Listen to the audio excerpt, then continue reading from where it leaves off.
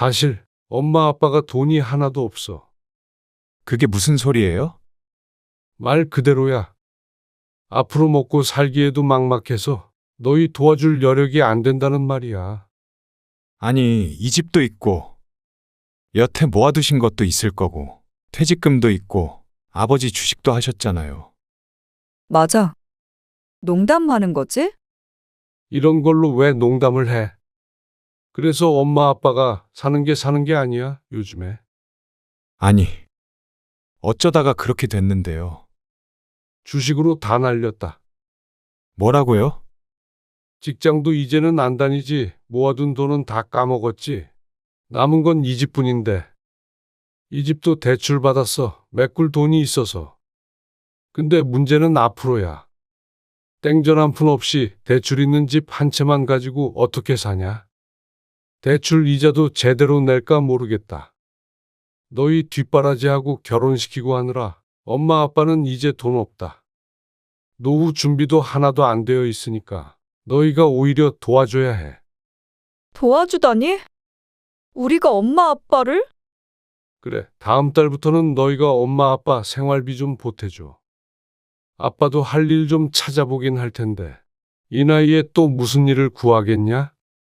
어디 기사 보니까 은퇴 후에 노부부가 살아가려면 매달 최소 300만 원 정도는 필요하다고 하더라. 그래서 그걸 저희 보고 다 대라고요? 그래도 자식이 둘이라 다행이야. 젊었을 때 투자를 해놓으니까 든든하네.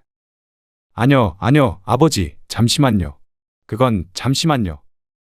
누나는 모르겠는데 저희는 아직 그럴 준비가 안 됐어요. 준비할 게 뭐가 있어?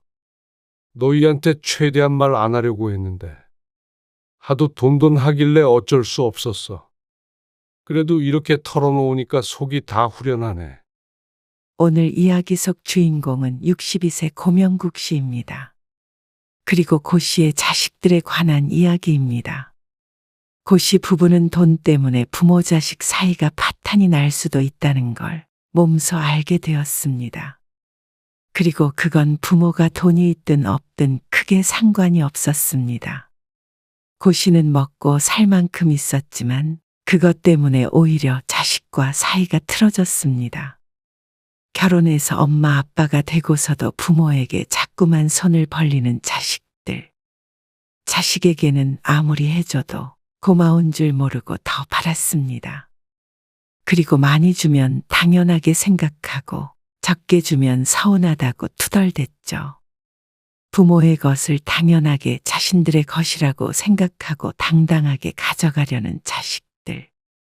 고 씨 부부는 내가 가진 물질을 자식에게 필요 이상으로 쏟아붓는 것은 부모 자식 관계에 결코 긍정적인 영향을 미치지 않는다는 걸 깨달았습니다. 인생을 바쳐 키운 딸과 아들은 고 씨 부부를 자식들에게 인색 부모로 만들어 버렸습니다. 지금 잘 먹고 잘 살고 있는 게 순전히 자신들이 잘나서라고 생각하는 듯했죠.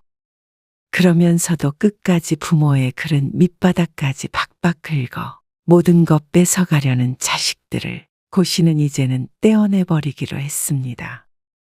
그리고 방법은 생각보다 간단했죠. 고 씨는 딸 하나, 아들 하나가 있었습니다. 둘 다 사랑으로 키운 소중한 자식들이었습니다. 부족함 없이 키우려고 노력했고 실제로도 남부러울 것 없이 자랐습니다. 그렇게 하면 저절로 바르게 클 거라고 생각했습니다. 하지만 그렇지 않았죠. 뭐 하는 사람이라고? 개인 사업해. 무슨 사업? 인터넷 관련된 사업. 그래서 언제 결혼하려고 하는데? 내년 봄쯤에 할까 해. 첫째인 딸이 먼저 결혼을 했습니다. 고 씨 주변에 사업하다 패가망신한 사람들이 많아서 그런지 되도록이면 적게 벌더라도 회사원이 좋겠다고는 생각했지만 생각일 뿐이었습니다. 당연히 고 씨가 사위의 직업까지 결정할 수는 없었죠. 근데 나중에 알겠지만 재홍 씨네 부모님은 결혼하는데 보태주시지는 못한대. 마치 죄 지은 것을 고해성사하듯이 딸이 조용히 말했습니다. 하지만 고 씨는 그것은 크게 문제라고 생각하지 않았습니다. 자식들 결혼할 때 보태는 것은 부모 능력껏 하는 것이라고 생각했습니다.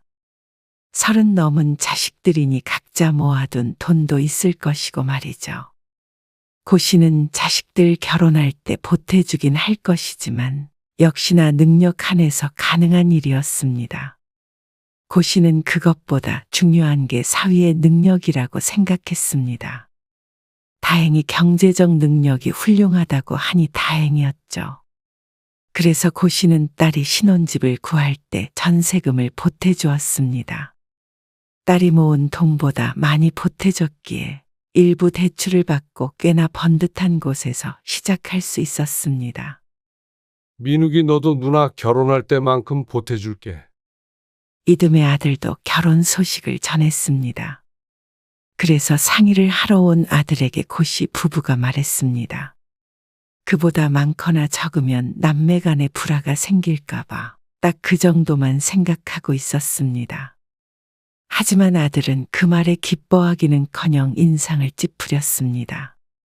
아, 근데 누나랑은 상황이 좀 다르지 않아요? 뭐가 달라? 누나는 매형네가 안 도와줘서 그런 거고요. 저희는 주인의 쪽에서도 좀 도와주신다고 하니까요. 그 얘긴 아들에게서 진작에 들어 알고 있었습니다. 7천만 원 정도를 지원해 주겠다고 한 예비사돈. 하지만 그렇다고 하더라도 상대 쪽에서 보태는 돈보다 고 씨 부부가 지원해 주는 금액이 훨씬 더 많았습니다. 그런데 아들의 주장은 적어도 그만큼은 7천만 원 정도는 더 보태줬으면 한다는 것이었습니다. 고 씨의 상식으로는 말도 안 되는 소리였죠. 그래도 제가 남잔데 30 초반밖에 안 된 아들이 남자 여자 따지는 소리에 황당했습니다. 반반하는 시대인데 그렇게 따지면 결혼 자체를 할 수 없었습니다. 집 한 채는 가지고 가야 했으니 말이죠. 아니야. 그건 안 되는 거야. 엄마 아빠도 딱 거기까지 가능해. 아들은 불만이 많아 보였지만 그 이상은 고 씨 부부도 계획에 없던 일이었습니다. 자식들 결혼까지만 시켜놓고 노후 삶을 사람답게 살려면 여기서 멈춰야 했습니다. 딸 결혼시킬 때 애초에 예상했던 금액보다 더 주었으니 아들도 그만큼은 더 받게 된 셈이었습니다. 이제는 고 씨 부부를 생각할 때였습니다. 그러자 아들은 크게 실망한 듯 보였습니다. 하지만 누나도 남동생이 그런 말을 했다는 것에 언짢아 했고 고 씨가 더는 지원해 줄 것 같지 않자 아들은 포기했죠. 그렇게 자식들 둘 모두 결혼시키고 한갓진 노후를 보낼 생각을 했습니다. 은퇴할 날이 1년이 채 남지 않았기에 노후에 대한 이런저런 생각이 많아지는 때였습니다. 그런데 아들이 결혼한 지 얼마 안 됐을 때 딸이 고 씨 부부의 집을 찾아왔습니다. 어쩐 일이야? 저녁 식사를 하려고 준비 중이었는데 말없이 와서 숟가락을 하나 더 놓았습니다. 그냥 엄마 아빠랑 같이 밥 먹으려고 왔어. 오랜만에. 고 씨는 딸을 반겼습니다. 결혼을 하니 좀처럼 보기가 힘든 딸. 그런 딸의 갑작스러운 방문이 선물처럼 느껴졌습니다. 강서방은 어쩌고 혼자 와? 강서방은 바쁘지. 요즘 사업을 확장한다는 말은 아내를 통해서 전해 들었습니다. 시간이 8시가 다 되어 갔는데 참 열심히도 산다고 생각했습니다. 밥은 먹어가면서 일하는 거야? 사무실에서 먹지. 쉬엄쉬엄 하라고 그래. 사업이 그게 되나? 딸과 이런저런 대화를 나누며 즐거운 저녁 식사를 이어갔습니다. 직장에서의 이야기, 사위와의 이야기로 딸의 입은 쉴 줄을 몰랐죠.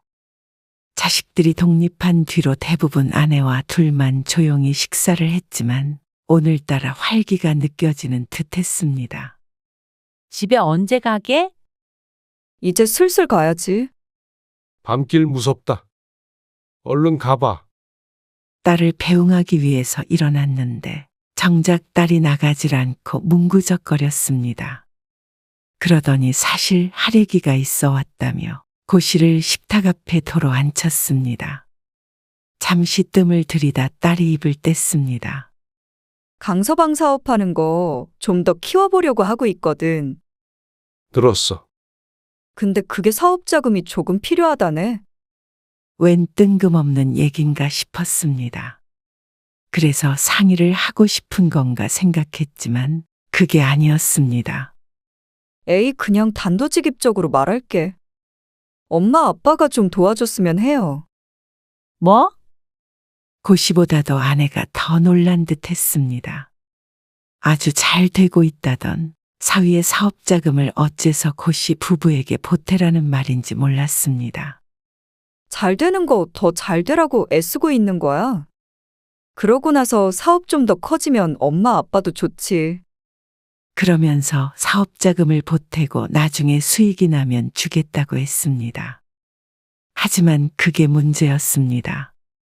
수익이 나면 받을 수 있는 돈이라는 것이죠. 고씨는 돈을 안 주고 아무것도 안 받는 게 더 좋았습니다. 사위가 하는 일이 정확히 어떤 것인지는 모르지만 고씨도 주식도 해보고 작게 부동산에 투자해 본 적도 있었습니다. 하지만 고씨에게 역시나 제일은 안전함이었습니다. 그리고 결혼한 지 1년밖에 안 돼서 딸을 시켜 장인에게 사업자금을 받아오라고 시킨 사위가 못마땅했습니다. 그 사업이라는 것도 의심이 들기도 했고 말이죠.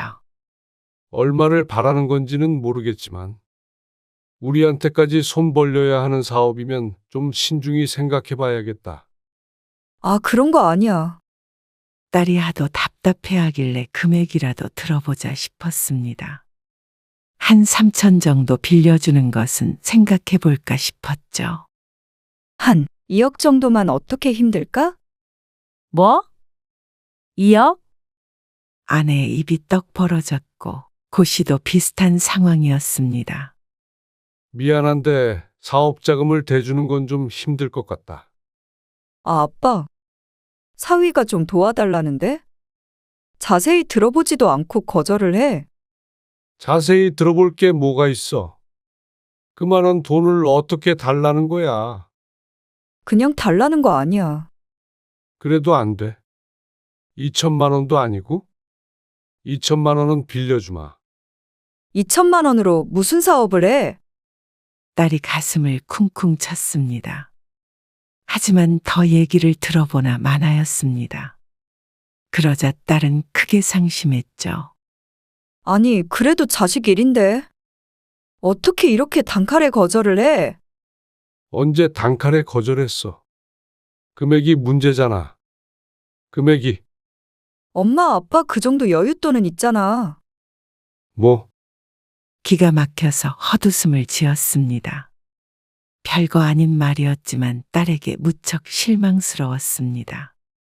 여윳돈이 있으면 당연히 자식에게 퍼줘야 한다는 듯 했죠. 사업에 투자할 만한 여윳돈 없으니까 그런 줄 알아.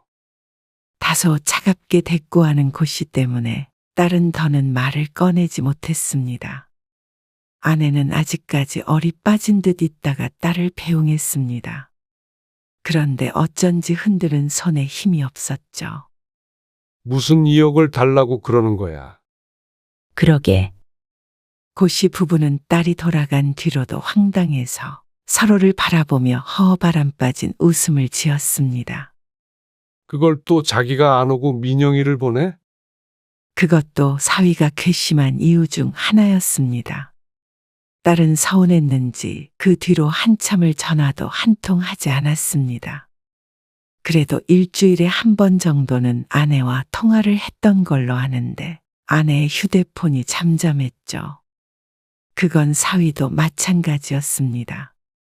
그런 딸과 사위 때문에 고씨 부부는 한참을 속상해했습니다. 다른 사람들은 축하한다고 용돈도 주시고 하나 봐요. 시부모가 며느리한테? 네. 그래서 주희가 말은 안 하는데 좀 섭섭한 눈치예요. 그래서 어느 정도 주면 되는 거야? 글쎄요. 한 100만 원, 200만 원. 아들네는 결혼하고 얼마 안 되어 아이를 가졌습니다. 밖에서 아들 내외를 만나서 맛있는 것도 사주며 축하를 해주었습니다. 그게 바로 전날의 일이었는데 아들에게서 전화가 온 것이었습니다. 축하 선물이 없었다며 말이죠. 처음엔 어리둥절했습니다. 아직 이르지만 아내가 베넷저고리를 준비했기 때문이었습니다. 하지만 아들이 하는 소리를 들으니 그런 선물이 아닌 용돈을 가리킨 말이었습니다. 다른 사람들과 비교하며 속상해 한다는데 안 줄 수도 없는 노릇이었습니다. 그렇게 용돈을 갈취당하고 얼마 뒤에는 또 산후조리원 비도 내달라고 아들이 전화를 했죠. 그걸 누가 정해놨길래 이렇게 자꾸 돈을 달래? 정해 놓은 게 아니라 원래 그런 문화예요. 엄마 아빠가 마음에 우러나서 줘야 하는 거잖아. 어련히 알아서 할 텐데 왜 자꾸 그러냐? 이 돈 달라 저 돈 달라 하니 고씨 부부로서도 기분이 좋지는 않았습니다. 꼭 맡겨놓은 돈을 달라는 식이었고 주지 않으면 천하의 나쁜 시부모가 된 것처럼 굴었습니다. 모레 송주 결혼식 말이에요. 그거 못 갈 것 같아요. 왜? 주말에 일 있어. 네, 갑자기 회사에 나가봐야 해서요. 급한 일이라. 그럼 어쩔 수 없지. 축의금 해야 하죠? 송주가 너희 결혼할 때도 냈잖아. 30만 원 한 것 같아요. 그거 제가 계좌로 보내드릴 테니까 가셔서 좀 전해주세요. 직접 이체하는 게 낫지 않아? 청첩장에 적혀 있던데. 그래도 직접 받는 게 좋죠. 그런가? 알겠어. 어느 날 조카의 결혼식을 이틀 앞둔 날이었습니다. 갑자기 참석을 못하게 됐다며 아들로부터 전화가 왔죠. 그래서 아들의 부탁으로 고씨 부부는 결혼식에 참석해 아들의 이름으로 축의금 30만 원을 전달했습니다. 그런데 당연히 미리 보낸 줄 알았던 30만 원은 통장에 찍혀 있지 않았습니다. 혹시 당신한테 보냈어? 축의금. 아니, 나는 들어오면 휴대폰 울리는데. 보내겠지? 하지만 하루가 더 지나도 일주일이 지나도 2주일이 지나도 소식이 없었습니다. 혹시나 까먹었나 싶어서 아들에게 메시지를 하나 보냈습니다. 전화까지 해서 재촉하기엔 사람이 괜스레 쪼잔해지는 것 같아서 말이죠. 그런데도 아들은 돈을 보내지 않았습니다. 그러다 손주를 봐주러 아내가 아들네 집에 간 날, 아내가 아들에게 물었더니 어리둥절한 반응을 보였다고 했습니다. 아, 분명 보냈는데 이상하다고 그러던데. 바로 보내준다고 그랬어. 근데 안 들어왔지? 큰 돈은 아니었지만 참 신경 쓰이게 하는 돈이었습니다. 처음부터 대신 내준 것이었다면 생각도 안 했을 돈이었는데 바로 보내주겠다고 했던 말 때문에 자꾸만 확인하게 되니 그것도 어느 정도는 스트레스였죠. 안 받으면 그만이라지만 그렇기엔 괘씸하기도 했습니다. 자꾸만 주겠다 하는 것도 오히려 줄 생각이 없어 보였죠. 그렇다고 빚쟁이도 아니고 30만 원 달라고 자꾸 메시지 보내기도 그렇다. 얼마 전에는 아내가 또 물어봤다는데 같은 대답을 들었고 여전히 돈은 못 받은 상태였습니다. 아이고, 그냥 받았다고 칩시다. 마음 같아서는 괘씸해서라도 받아내고 싶었지만 더는 거기에 에너지를 낭비하고 싶지 않았습니다.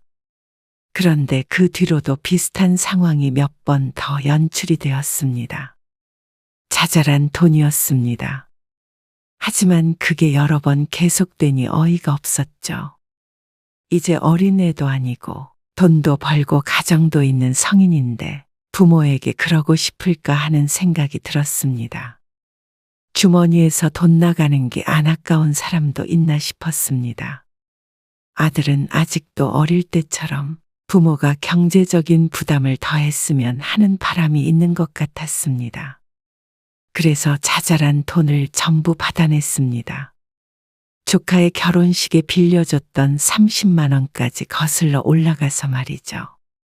되게 좀 치사하시네요. 아들은 농담 반 진담 반으로 고 씨에게 치사하다고 했습니다. 돈을 빌려놓고 안 주는 놈이 치사하냐? 아니면 빌려준 놈이 치사하냐? 그러자 아들은 할 말이 없어졌죠. 그리고 몇 달이 지난 어느 날 저희 이사 가려고 해요. 무슨 이사를 해? 그 집 들어간 지 얼마나 됐다고? 계약 기간도 안 끝나지 않았어? 근데 집 사서 이사 갈 수 있을 것 같아서요. 금매로 나온 게 있더라고요. 집을 산다고? 네, 그래서 계약 끝나면 바로 들어가려고요. 아이고 벌써 사서 간다니까 잘 됐네. 속으론 아들이 그새 돈을 그렇게 모았나 싶었습니다. 참 대견하다 생각하려던 찰나에 아들이 웃으며 말했습니다. 그래서 말인데요. 말끝을 흐리는 게 듣지 않아도 벌써 불안했죠. 좀만 보태주실 수 있어요? 아무래도 집값이 있다 보니까요. 주택담보대출 있잖냐? 그것도 받긴 받죠. 뭘 그렇게 무리를 해서 가려고 그래? 1억 정도만 보태주시면 지금 내 집장만 알 수 있어서 그렇죠. 뭐? 1억? 딸이나 아들이나 어쩜 이렇게 억소리를 잘해대는 건지 몰랐습니다. 1억 2억이 네 집 개 이름인가 싶었습니다. 전세 살다가 돈 모아서 천천히 이사하면 될 것을 뭐하러 능력이 안 되는데 급하게 가려는지 몰랐습니다. 그리고 부모가 당연히 그 돈을 보태줄 거라고 생각하나 싶어 기가 막혔죠. 그건 아닌 것 같다. 1억을 당장 어디서 나서 줘? 아버지 그래도 여윳돈 있으실 거 아니에요. 어디서 많이 들어본 소리다 싶더니 딸이 전에 했던 말과 똑같았습니다. 둘이 남매 아니랄까봐 하는 짓도 똑같은지 몰랐습니다. 아니 너희는 엄마 아빠한테 돈 맡겨놨어? 고 씨가 참지 못하고 언성을 높였습니다.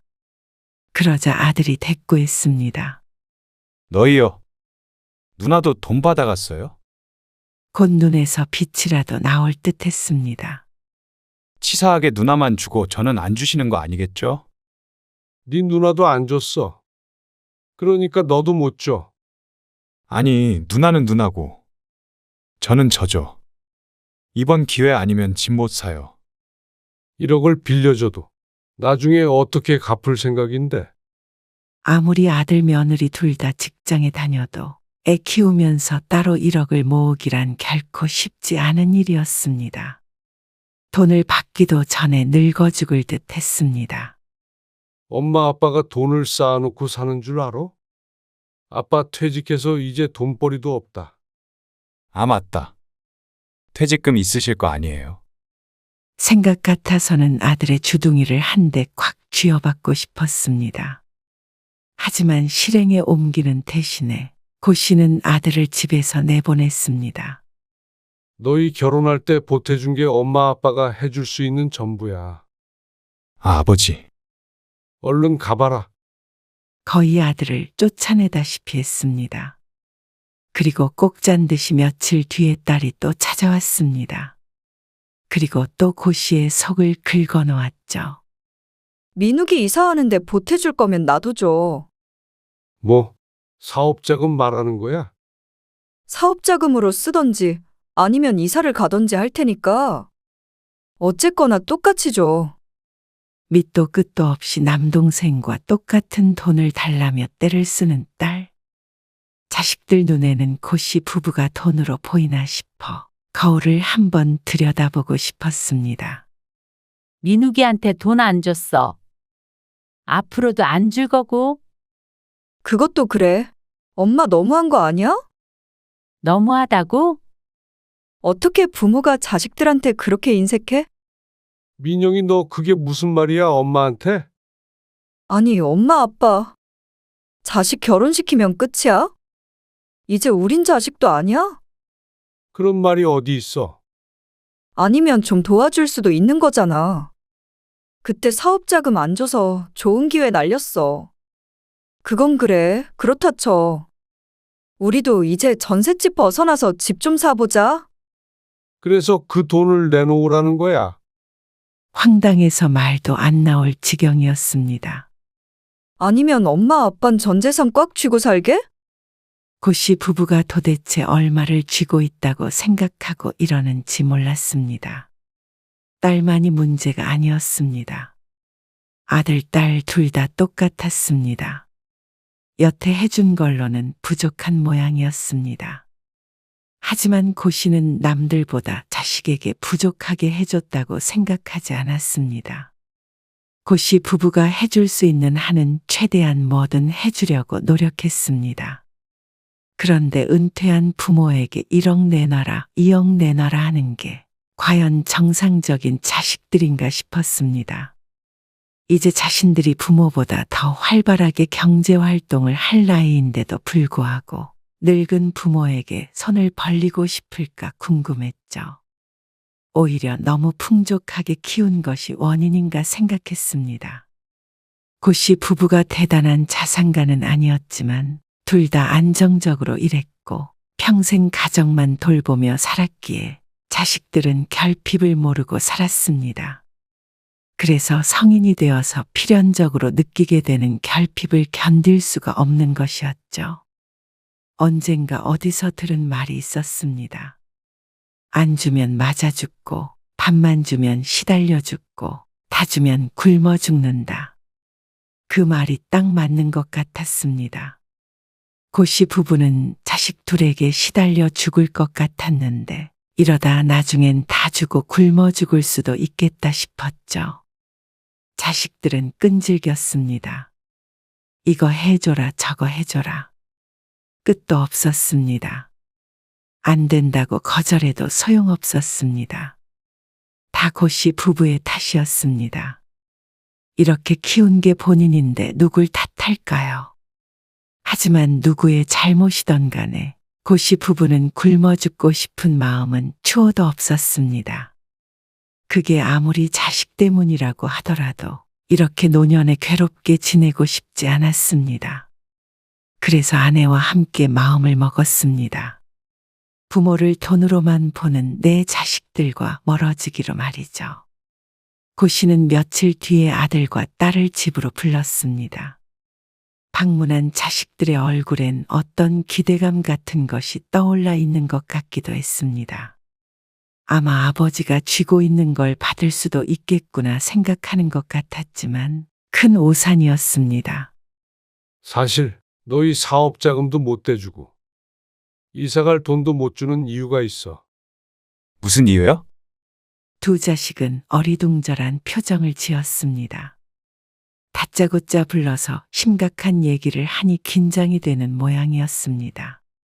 이 얘기는 최대한 미루려고 했는데 너희가 자꾸 도와달라고 하니까 어쩔 수 없이 사실대로 말하는 거야.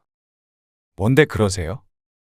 사실 엄마 아빠가 돈이 하나도 없어. 그게 무슨 소리예요? 말 그대로야. 앞으로 먹고 살기에도 막막해서 너희 도와줄 여력이 안 된다는 말이야. 아니, 이 집도 있고, 여태 모아두신 것도 있을 거고, 퇴직금도 있고, 또 아버지 주식도 하셨잖아요. 아들은 어쩐지 횡설수설하는 느낌으로 물었습니다. 맞아. 농담하는 거지? 이런 걸로 왜 농담을 해?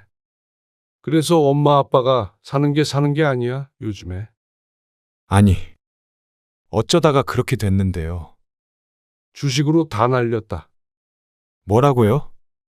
직장도 이제는 안 다니지. 모아둔 돈은 다 까먹었지. 남은 건 이 집뿐인데. 이 집도 대출 받았어. 메꿀 돈이 있어서.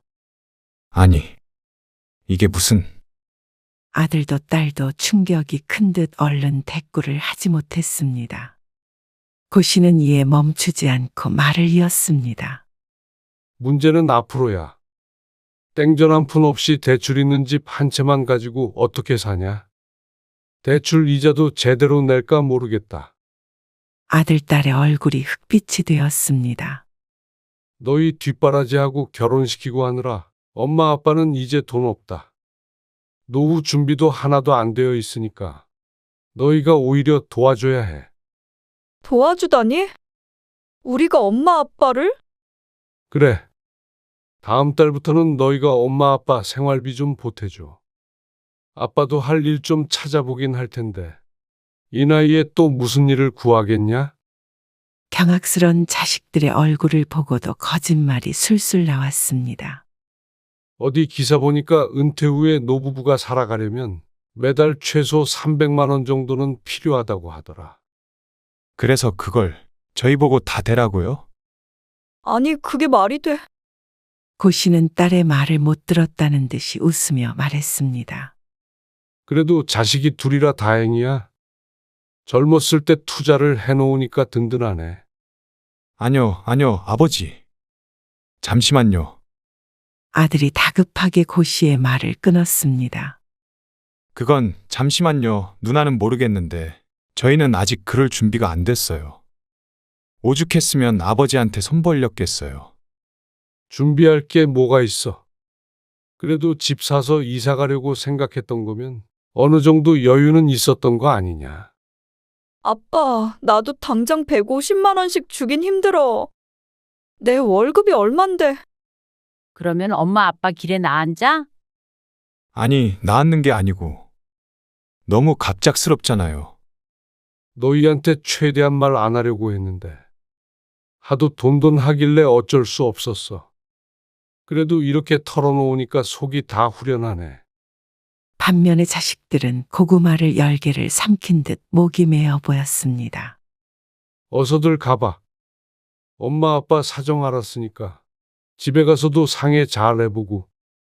그렇게 아들, 딸은 어버버 하는 사이에 고 씨의 현관문을 넘었습니다. 고 씨와 아내만이 비밀스러운 눈빛을 교환했죠.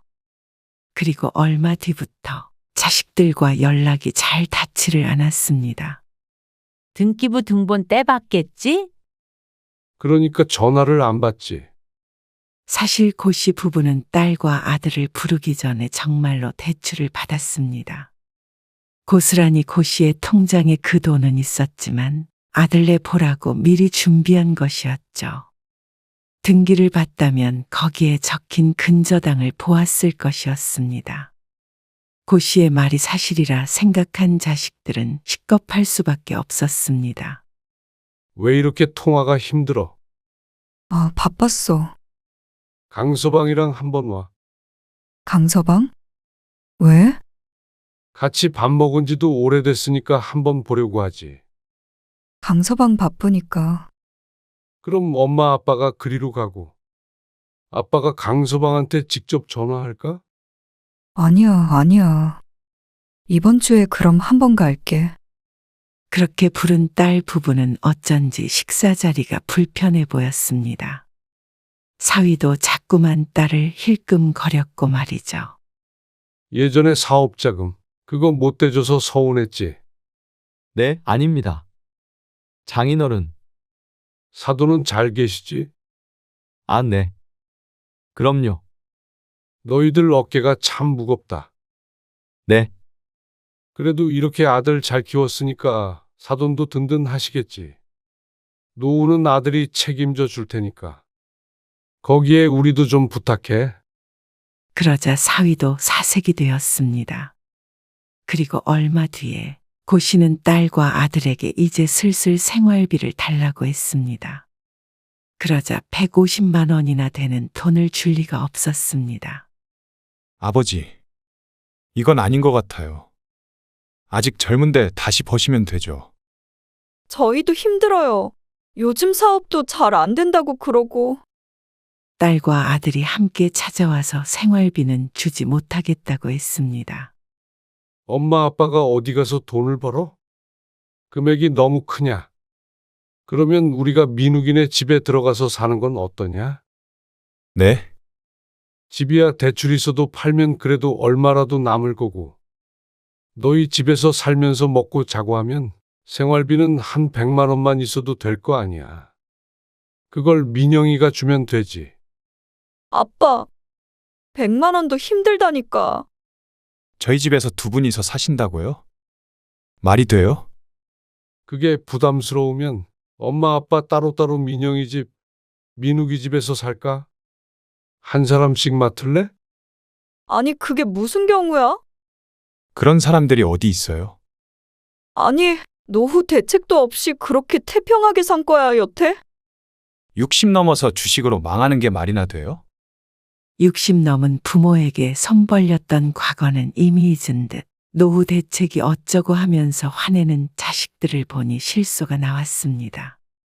어쩌면 빈말로라도 부모 걱정하는 자식이 하나도 없는지 몰랐습니다. 혹시라도 늙은 부모 부양해야 할까봐 불에 데인 듯한 반응을 보이는 자식들을 보기 씁쓸했죠.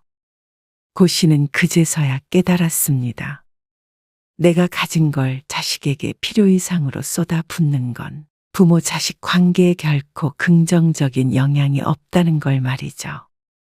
자식들은 알아서 떨어져 나갔습니다. 모시는 게 아니라 연락도 자주 하지 않게 되었습니다. 이렇게 고 씨 부부가 연락을 끊어주길 바라는 듯 했죠. 그래서 고 씨도 마지막으로 자식들이 원하는 대로 해주기로 했습니다. 고 씨 부부는 이사를 했습니다. 평수는 좀 더 작지만 대신 깔끔하고 위치도 좋은 곳이었습니다. 병원도 가깝고 산책할 수 있는 공원도 가까운 곳이었는데 그만큼 살던 집보다 비쌌습니다. 하지만 자식들에게 물려줄 생각을 안 하면 못할 것도 아니었습니다. 아들의 말처럼 모아둔 돈도 있었고 주식으로 큰 돈은 아니어도 용돈 벌이 정도는 충분히 하고 살았습니다. 그러니 노후에는 서로만 생각하고 살자 싶었습니다. 먹고 싶은 거 먹고 더 이상 아끼지 말고 좀 더 편하게 말이죠. 자식들에게 나중에 물려줄 걸 생각하고 사니 늘 부족한 것 같았지만 가진 거 다 쓰고 죽자고 생각하자 생활이 무척 풍요로워졌죠.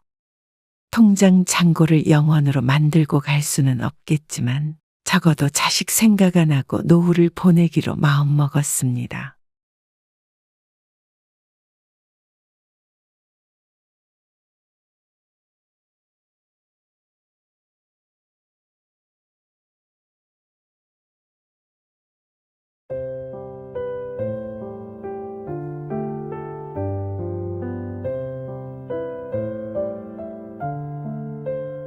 이번 명절에 말이야. 아니다. 앞으로 명절엔 말이야. 네, 내려오지 말어라. 네? 앞으로는 명절에 내려오지 말어. 갑자기 왜요? 너희들 왔다 갔다 하기도 힘들고, 나도 너희들 오면 밥 차리고 치우고 하는 것도 이제는 힘에 부친다. 아, 힘드셨어요. 노인네가 그럼 안 힘들겠니? 그렇다고 아예 오지 말라고 그러세요. 그냥 밥은 사 먹어도 되고. 아니야.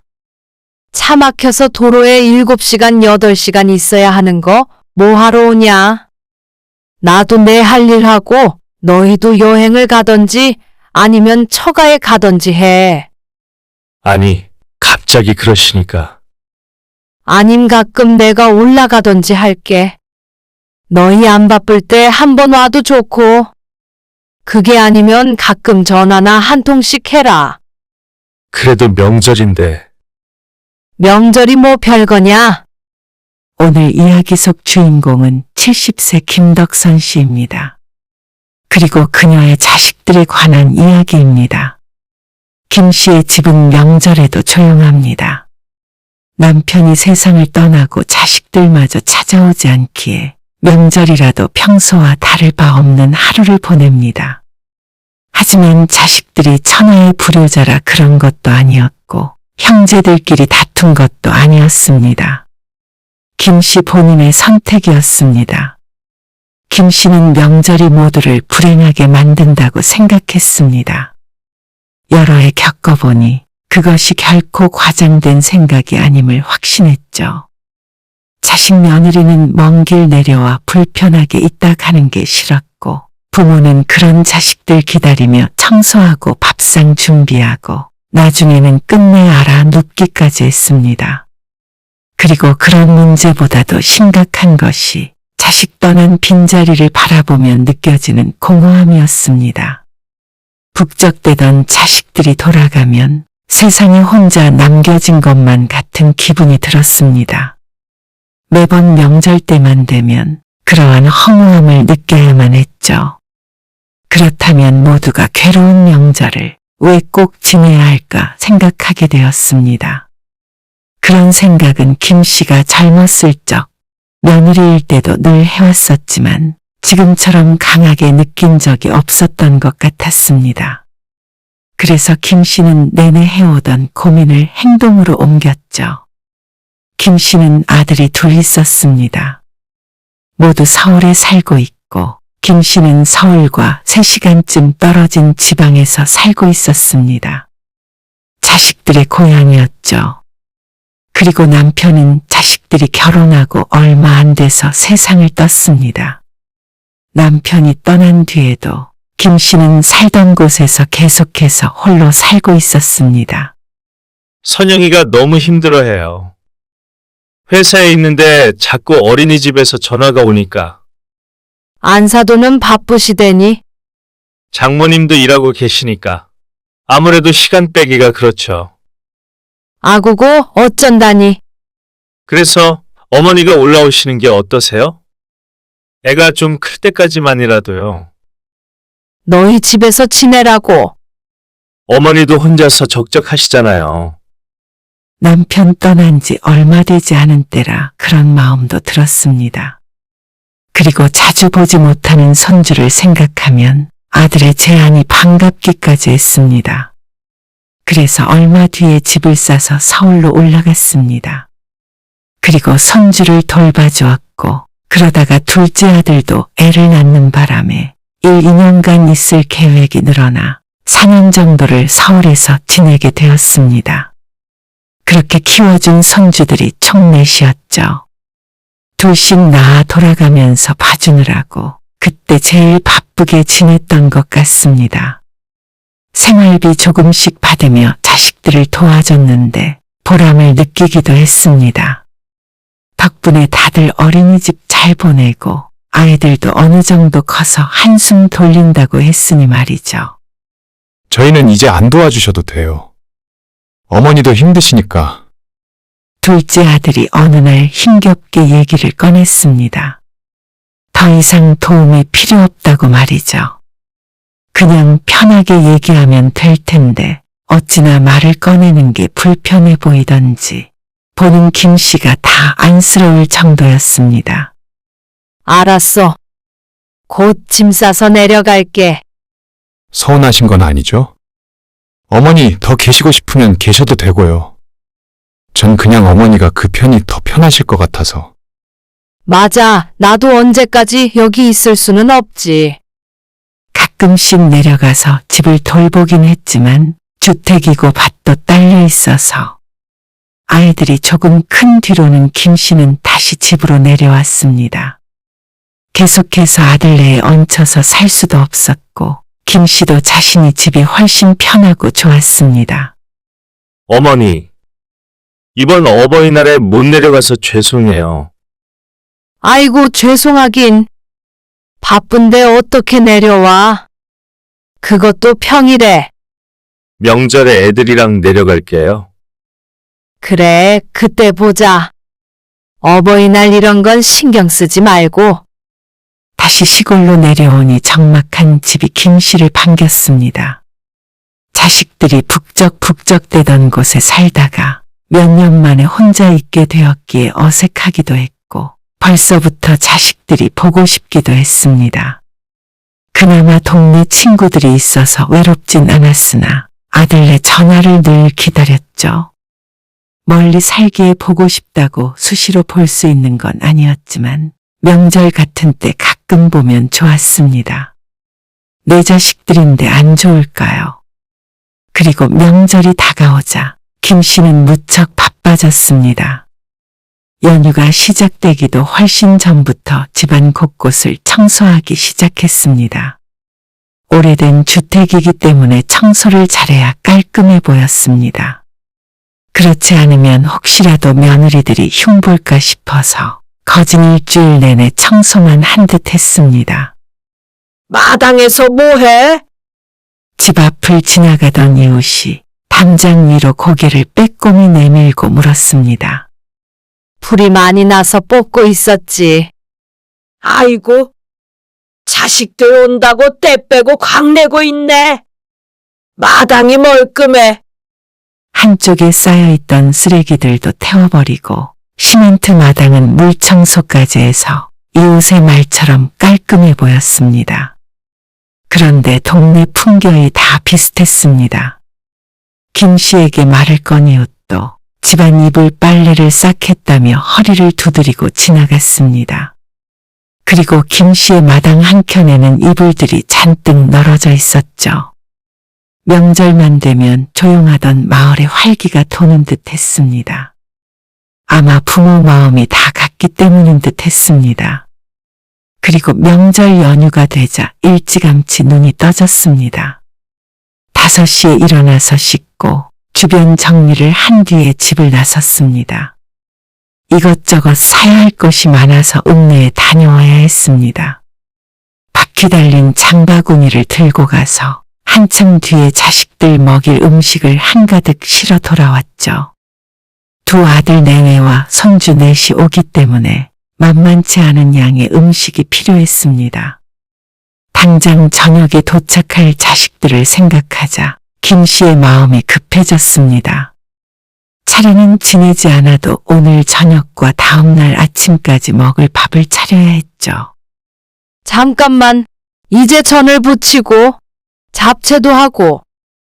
아이고, 정신이 없네. 며느리가 둘이지만 일하며 애 키우느라 고생하는 며느리들에게 명절에까지 일을 시킬 수는 없었습니다. 그래서 자식들 오기 전에 모든 걸 준비해 놓을 생각이었습니다. 남편이 떠나고 난 뒤부터는 차례는 지내지 않았지만 그래도 바쁜 이유가 있었죠. 김 씨는 종일 총총거리며 왔다 갔다 했습니다. 아이고, 손모가. 칼질을 하는데 손목에 시큰시큰한 통증이 느껴졌습니다. 원래도 좋지 않았던 손목이 손주들 키우며 더욱 악화되었습니다. 종일 칼질을 하고 냄비를 들고 했더니 보호대를 찾아 껴야 했습니다. 저희 왔어요. 잘 지내셨어요? 늦은 오후가 되자 자식들이 도착했습니다. 일찍 출발했는데도 차가 많이 막혔다며 피곤한 기색을 보였습니다. 김 씨는 자식들의 얼굴을 보자 피곤함을 잊었습니다. 2 아들네가 연이어 도착하자 썰렁했던 집이 북적거렸습니다. 아이들은 뛰어다녔고 누구는 서 있고 누구는 앉아 있고고 정신이 산만했습니다. 나가서 바람 좀 쐬고 와야겠다. 종일 운전했더니 뻐근하네. 아이들도 아들네를 따라 나갔습니다.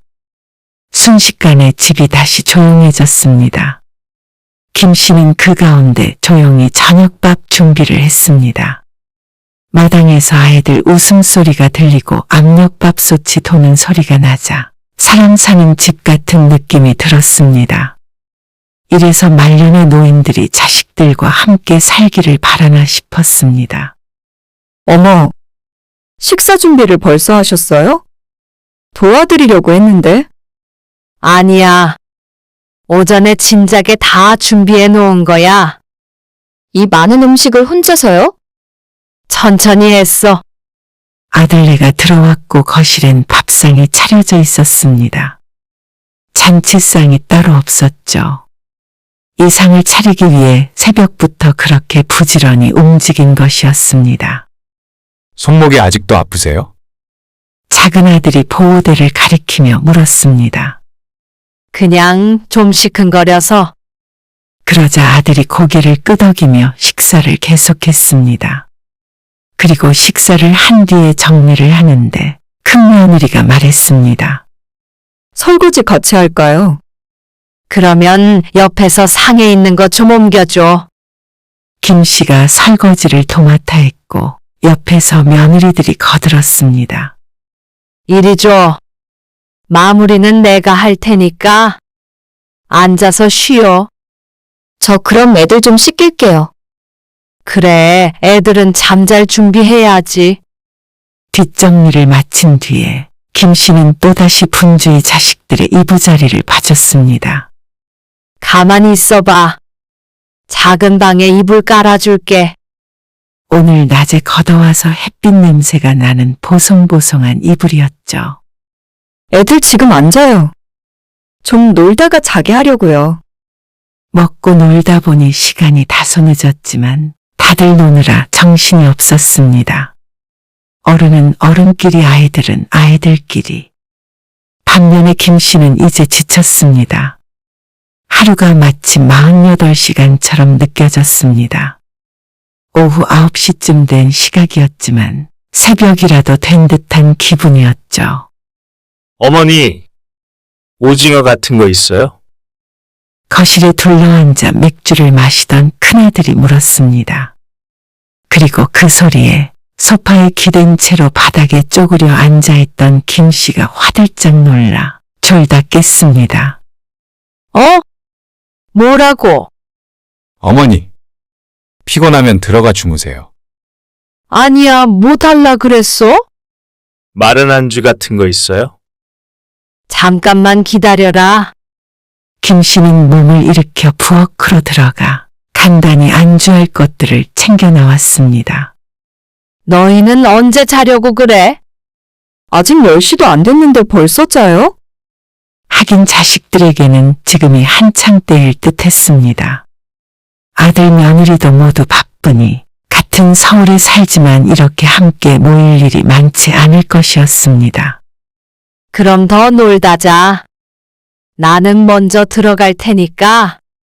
김 씨는 10시 반까지 눈을 부릅뜨고 버티다 못해 항복 선언을 했습니다. 그때까지 손주들도 여전히 말똥말똥했죠. 김 씨는 방으로 들어가 누웠습니다. 졸던 사람은 어디 갔는지 얼른 잠에 빠지지 않았습니다.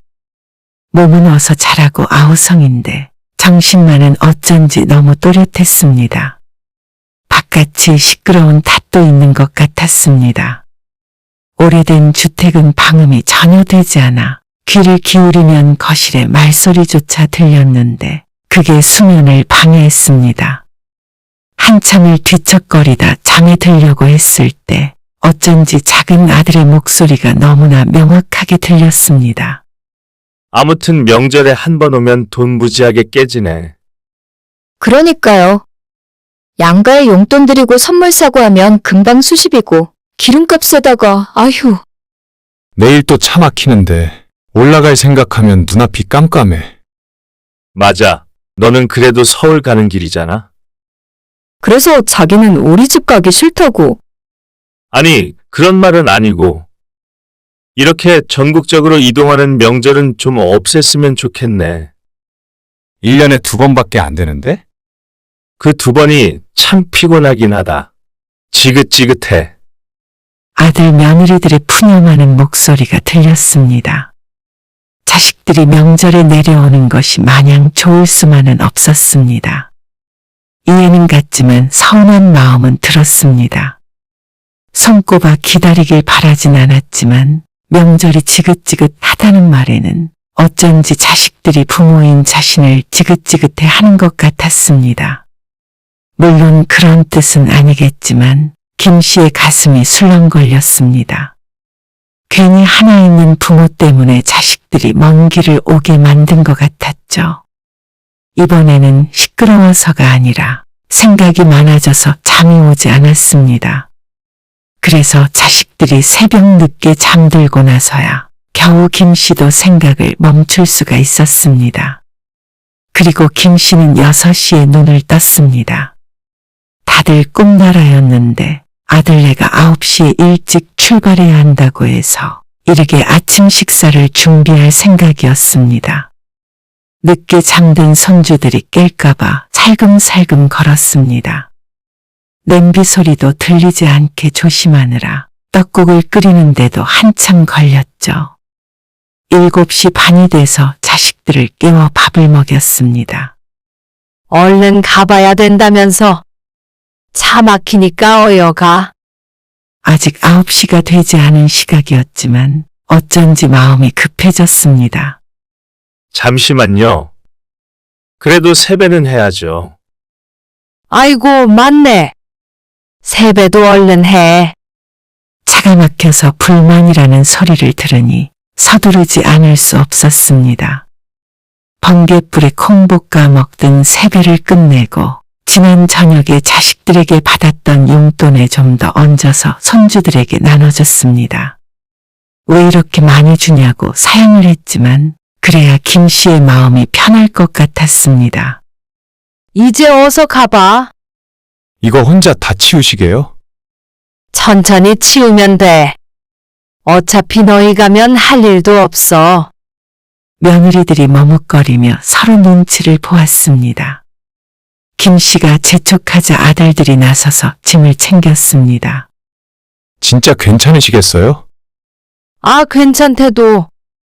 설거지만 하면 되는데 때로 할 거 뭐 있어. 그럼 어머님, 저희 가볼게요. 지금 찍어보니까 벌써 차 막히는 것 같아요. 김 씨가 대문 밖까지 나가서 두 차가 출발하는 것을 지켜보았습니다. 그리고 차의 뒷공무니가 시야에 걸리지 않을 때까지 손을 흔들었죠.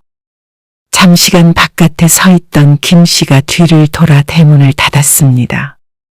찰커덩 울리는 소리가 유난히도 큰 것 같았습니다. 자식들이 떠난 자리는 고요했지만 무척 어수선했습니다. 딸이라도 한 명 있었으면 또 누군가 오겠지만 김 씨의 집은 이것으로 명절이 끝이 났습니다. 빈 그릇들을 치우면서 김 씨의 마음엔 두 가지 감정이 떠올랐습니다. 갑자기 썰렁해지니 쓸쓸한 것 같기도 하고 다들 갔으니까 이제 좀 쉬겠구나 싶기도 했습니다. 밥상을 전부 치우고 청소도 대충 마치자 벌써 점심시간이 되었습니다. 점심을 차릴 기운은커녕 손 하나 까딱할 힘도 없었습니다. 김 씨는 오후 내내 누워 있었습니다. 안 그래도 좋지 않은 허리와 관절 같은 데가 비명을 지르듯이 삐그덕거렸습니다. 아고고! 곡소리가 절로 나왔죠. 특히나 잠깐 일어나려고 바닥을 짚자 정말로 입에서 비명이 튀어나왔습니다. 물에 젖은 보대를 벗어냈더니 손목이 아팠습니다. 이튿날까지도 칼질 한 번도 할 수가 없자 연휴가 끝나고 병원에 가야 했습니다. 아이고, 명절에 무리 많이 하셨나 보네요. 손목 상태가 좋지 않다며 의사가 혀를 찼습니다. 이게 손목 터널 증후군이라고 하거든요. 명절 지나고 병원에 많이들 오시는데 환자분은 원래 안 좋아서 보호대 잘 차고 생활하세요. 그게 아니면 수술도 한번 고려해 보시면 좋을 것 같네요. 수술이라는 말에 지레 겁을 먹었습니다. 우선은 물리치료를 받고 약만 받고 왔지만 통증은 여전했습니다. 몸에 무리가 왔는지 몸살까지 겹쳐서 며칠 동안 아주 혼이 났습니다. 그래도 물리치료를 받고 병원에 다니면서 몸은 많이 나아졌습니다. 손목도 수술까진 생각하지 않을 정도로 호전이 되었죠. 하지만 이제는 다른 게 문제였습니다. 김 씨는 TV를 보다 말고 멍하니 생각에 잠겼습니다. 딱히 무슨 생각을 한 건 아니었고 요즘 들어 때때로 그랬습니다. 한 군데만 멍하니 바라보는 걸 스스로 깨달을 때면 고개를 흔들곤 정신을 차렸는데 주기가 점점 짧아지는 것 같았죠. 어쩔 때는 끓이던 국이 졸아서 다 탈 때까지 그러고 있던 적도 있었습니다. 가만 생각해보면 그렇게 멍하게 있을 때는 자식 생각을 했던 것 같았습니다. 명절에 저기서 애들이 이랬지 저랬지 하며 말이죠. 이것도 명절이 지난 후유증인가 싶었습니다. 손목의 통증처럼 말이죠. 김 씨에겐 그런 공허함과 우울함이 있었습니다. 본래 떠난 사람은 몰라도 남겨진 사람은 더 진하게 느껴지는 감정이었습니다. 하지만 1주가 지나도 2주가 지나도 나아질 기미가 보이지 않았습니다. 나중에는 머리도 아파왔고 소화도 잘 안 되는 것 같은 기분이 들었습니다. 그냥 기분 문제가 아니라 큰 병이라도 걸린 것이 아닐까 생각이 들 정도였습니다. 그거? 나도 그래. 오랜만에 마을회관에 가서 털어놓자 너도 나도 공감을 했습니다. 이게 무슨 전염병이라도 되나 싶어서 어리둥절해 있는데 이웃이 말했습니다. 명절 우울인가 뭔가 그렇대. 역시나 명절 후유증이 맞는 모양이었습니다. 마음이 허전하고 그렇지? 자꾸 한숨 나고. 자식들 왔다 가면 다 그래. 자기는 몇 년 자식들이랑 살다 왔으니까 많이 못 느낀 거지. 나는 변비도 생겼어. 그거랑 무슨 상관이야? 아, 그렇다니까. 막잠을 많이 자도 계속 피곤하고. 그런데 설명하는 증상이 꼭 김 씨의 이야기를 하고 있는 것 같습니다. 나는 안 그런데. 아, 하나 있는 자식 이민 갔으니까 그렇지. 명절에 아무도 안 왔으니까 간 다음에 허전한 것도 모르는 거 아니야. 자식이 해외에 살아서 명절에 아무도 안 왔다던 이웃은 멀쩡했습니다. 아이고, 아무튼 요즘 마음이 싱숭생숭해. 젊었을 적에는 내가 왜 시댁에 가야 하나 그 생각만 했는데 나이 들고 나니까 노인네들도 참 그랬겠구나 싶어. 그 말에 김 씨도 고개를 주걱거렸습니다. 무슨 말인지 알 것 같았습니다. 나는 어쩔 땐 자식들 안 왔으면 한다니까. 왔다 가면 마음만 술렁거리고 온다고 부모를 반기기나 하나?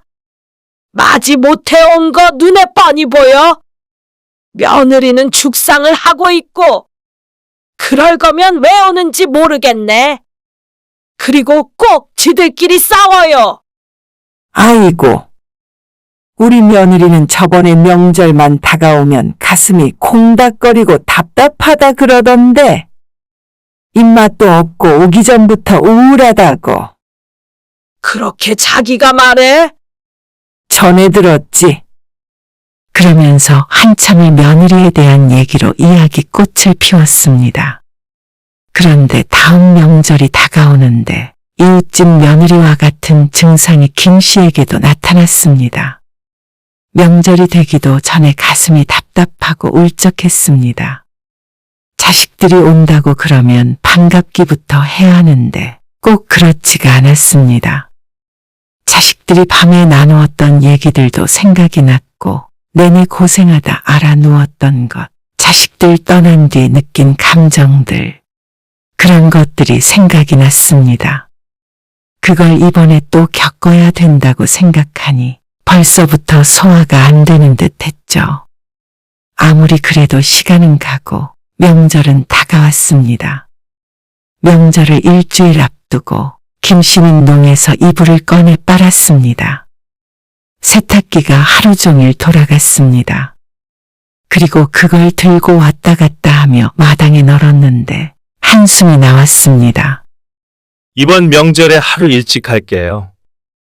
현성이네도 그렇게 하겠대요.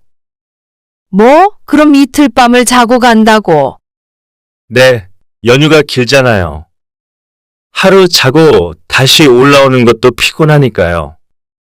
그래서 연휴가 시작되기 전날에 오겠다는 아들. 그때가 차가 덜 막히긴 할 것 같기도 하고요. 그래. 네, 그럼 그때 뵐게요. 김 씨는 어쩐지 크게 기뻐하질 못했습니다. 보통의 부모라면 자식이 하루라도 더 자고 가길 바라는 게 맞겠지만 김 씨도 김 씨의 마음을 잘 알지 못했습니다. 매우 복잡한 기분이라는 것만 알았죠. 한편으론 궁금하기도 했습니다. 그렇게 명절이 지긋지긋하다는 자식들이 진정으로 이틀이나 김 씨의 집에서 묵는 걸 원하는 것인지 아니면 정말 차가 덜 막히는 게 좋아서 하루 더 있겠다는 것인지 몰랐습니다. 그것도 아니면 혼자 사는 노인네가 딱해서 그럴지도 몰랐죠. 하지만 김 씨도 마냥 달갑지만은 않은 게 사실이었습니다. 자식들이 장시간 운전을 해서 오고 가는 것은 무척 고되겠지만 그래도 내려와서 차려주는 밥 먹고 편히 쉬다가 떠나버리면 그만이었습니다. 그리고 그 후유증은 김 씨가 감당해야 했습니다. 모두가 불행한 명절. 그 말이 딱 맞는 듯 했습니다. 자식들은 내려오길 싫어하고 부모는 몸 상하고 우울해지고 과연 누구를 위한 명절인가 싶었습니다. 물론 김 씨가 일반적이지 않은 생각을 하고 있을 수도 있었습니다. 힘들어도 자식들이 오는 게 좋은 사람이 훨씬 많을 수도 있겠죠. 하지만 김 씨는 아니었습니다.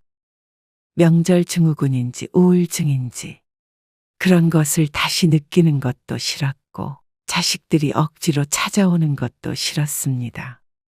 차라리 명절에 혼자 있는 게 낫겠다 싶기도 했습니다. 아니, 1년에 몇 번 보지도 못하는 자식들. 그럼 아예 안 보고 살려고? 와서 손 하나 까딱 안 하려는 젊은 며느리는 늘 꼴 보기 싫고 명절이 끝나면 김 씨처럼 우울하다는 이웃은 그럼에도 불구하고 자식이 보고 싶다고 했습니다. 하지만 김 씨는 달리 생각했습니다. 오히려 명절이 아닌 때 다 같이 의무적으로 모이는 게 아니라 각자 보고 싶을 때 한 번씩 보는 게 좋을 것 같았습니다.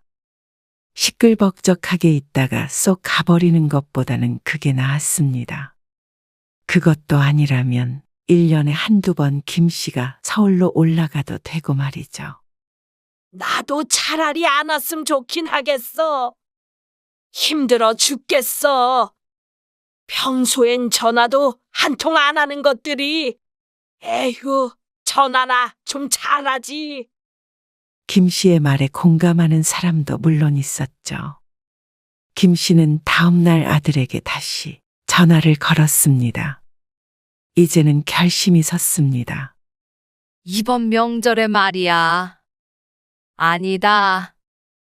앞으로 명절엔 말이야. 네, 내려오지 말어라. 네, 아들이 잘못 들었다는 듯이 한 박자 늦게 되물었습니다. 앞으로는 명절에 내려오지 말어. 갑자기 왜요? 아들이 얼이 빠진 것 같았습니다. 너희들 왔다 갔다 하기도 힘들고 나도 너희들 오면 밥 차리고 치우고 하는 것도 이제는 힘에 부친다. 아, 힘드셨어요? 마치 몰랐다는 듯한 대답이었습니다. 노인네한테는 힘든 일이지. 그렇다고 아예 오지 말라고 그러세요. 그냥 밥은 사 먹어도 되고. 아니야.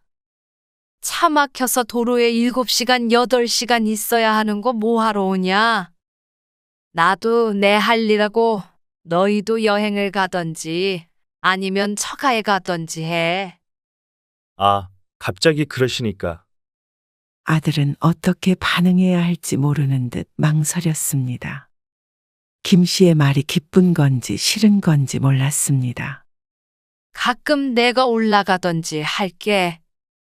너희 안 바쁠 때 한번 와도 좋고. 그게 아니면 전화나 한 통씩 해줘라. 명절에 왔다가 평소엔 전화도 잘 안 하는 것보다는 김 씨도 그게 좋았습니다. 그래도 명절인데. 명절이 뭐 별거냐? 아, 네, 뭐, 알겠어요. 그러면 이번부터요? 그래. 나도 청소하려다가 도저히 힘들어서 더는 못하겠어서 전화 걸었다. 네, 알겠어요.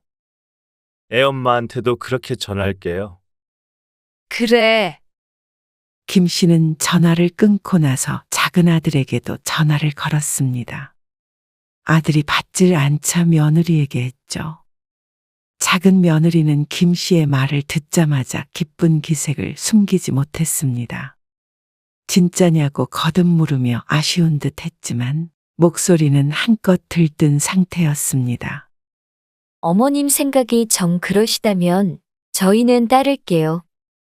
그리고 전화가 끊어지기 직전에 기분 좋은 목소리로 며느리가 아들의 이름을 부르는 목소리가 들렸습니다. 어쩐지 한숨 같은 웃음이 튀어나왔습니다. 진작에 이랬으면 모두가 행복했나 싶었습니다. 역시나 이번에도 양가적인 감정이 들었습니다. 공허함과 서운함, 후련함 같은 그런 감정들 말이죠. 그리고 스스로 잘했다는 생각도 있었고, 자식은 역시나 명절에 내려오는 걸 좋아하지 않는구나 하는 깨달음도 있었습니다. 아들네는 며칠 뒤 명절에 오지 않았습니다. 작은 아들과 통화를 한 바에 의하면 급하게 놀러 갈 때를 찾고 있느라 정신이 없다고 했죠. 김 씨는 명절에 편하게 누워 요즘 새로 시작한 드라마를 내리 5편을 보았습니다. 그러다 밥때가 되면 밥을 먹고 말이죠. 그러다 문득 쓸쓸한 마음이 들어 마을회관에 가자 5-6명이 모여 있었습니다. 다들 자식이 이번 명절에 오지 않았다고 했죠. 명절이면 모두가 다 자식들을 만나는 줄 알았지만 그렇지 않은 사람들이 많았습니다. 일로 와서 화투 한 판에. 자식들 없이도 참 재미나게도 논다 싶었습니다. 출출한데 뭐 좀 먹고 지지. 그러면서 몇몇이서 집에 들러 전이며 잡채며 명절 음식들을 가지고 왔습니다. 그래도 명절인데 분위기 좀 내려고 집사람이 했는데 같이 드쇼. 그리고 한바탕 웃고 떠드니 벌써 해가 져 있었습니다. 명절이 이렇게 쉽게 지나가는가 보다 생각했습니다. 손목이 아플 일도, 지쳐서 소파에 기대 졸고 있을 일도, 우울할 일도 없었습니다. 여느 때보다 좀 더 신나는 하루일 뿐이었습니다. 김 씨는 집에 돌아와 마지막으로 조용히 드라마 하나를 더 보다가 스르르 잠들었습니다. 그리고 다음 명절에도 자식들은 오지 않았습니다. 그 사이에 큰아들만 잠시 왔다 갔는데 그때 아들과 밥 한 끼 같이 먹었습니다. 그때가 오히려 명절보다 좋았습니다. 다음에는 손주들도 데리고 한번 들르겠다고 하고 아들은 떠났고 작은 아들도 명절에 오는 대신 그전보다 자주 전화를 했습니다. 아무래도 이렇게라도 해야 마음이 편한 것 같았습니다. 김 씨는 그게 오히려 좋았습니다. 혼자 남은 부모 명절에도 안 찾아오냐 누군가는 욕할 수도 있겠지만 이게 김 씨도 자식들도 행복한 거라고 생각하면 명절 같은 건 별것도 아니었습니다. 아니, 오히려 김 씨는 더 이상 자식이 중심인 삶이 아닌 내가 중심인 삶에 대해서 생각하는 계기가 된 것 같았습니다. 이제 70이지만 남은 인생은 그렇게 살아가기로 했죠.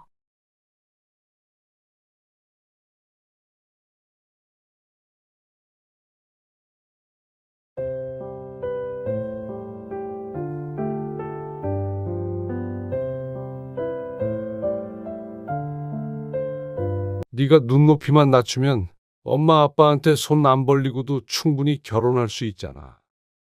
남들은 다 도와준다니까요. 왜 남들이랑 비교를 해? 그러면 직장 다니면서 부모 부양하며 사는 사람들은?